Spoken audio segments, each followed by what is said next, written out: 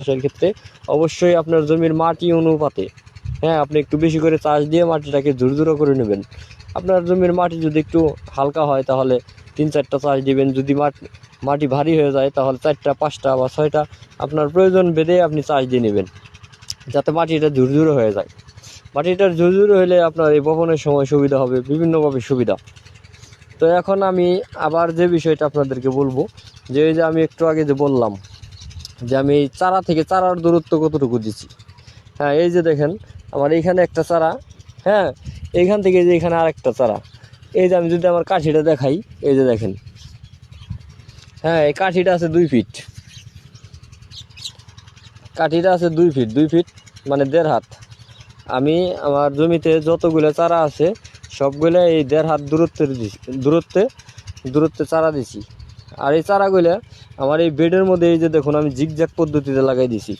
এই যে এখান থেকে এই যে এ পর্যন্ত এই যে সবগুলো চারাই জিগজ্যাগ পদ্ধতিতে লাগানো, 1.5 হাত দূরত্বে জিগজ্যাগ পদ্ধতিতে লাগানো।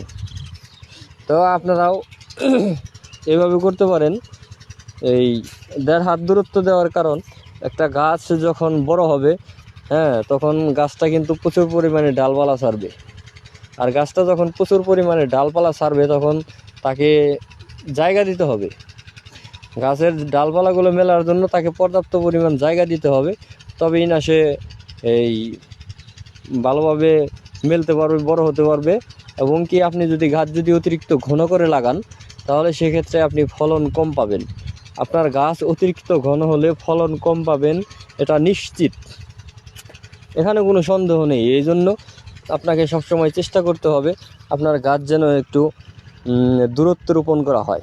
যেমন এই যে আমি 1.5 হাত দিছি, এই 1.5 হাত এটা একটা স্ট্যান্ডার্ড মাপ হাইব্রিড ক্ষেত্রে। যেহেতু আমার প্রত্যেকটা বেডে একটা করে মাছা হবে, এই মাছাগুলো আমি এই প্যাটার্নের দেবো। মাছাগুলো খাড়া করে দেওয়া হবে, কারণ আমার জমি কিন্তু আমি পাশের দিকে কিন্তু বাড়াইতে পারবো না।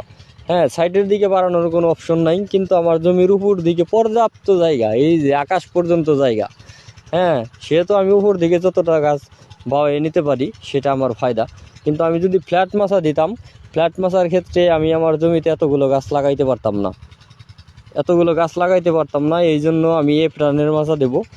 এই যে আমি যদি দেখাই, এই যে এখানে আমার যে মাছাগুলো দেওয়া আছে যেভাবে, এই যে এইভাবে মাছাগুলো দেব। তবে আমার ভিডিওতে হয়তো বা আরও কিছু প্রশ্নের জবাব যদি মিস পড়ে যায় আপনারা আমাকে কমেন্ট করবেন। তাতে আমি আপনাদের সেই কমেন্ট অনুপাতে আমি আবার নতুন আরেকটা ভিডিও তৈরি করার চেষ্টা করব। সে পর্যন্ত আপনারা আমার সাথেই থাকবেন, আমাকে ভালোবাসবেন, লাইক কমেন্ট শেয়ার করে পাশে থাকবেন। আজকের ভিডিও এখানেই শেষ করছি, আবার সামনে নতুন কোনো ভিডিও নিয়ে আপনাদের সামনে হাজির হব। সে পর্যন্ত সকলে ভালো থাকুন, সুস্থ থাকুন, আল্লাহ হাফেজ।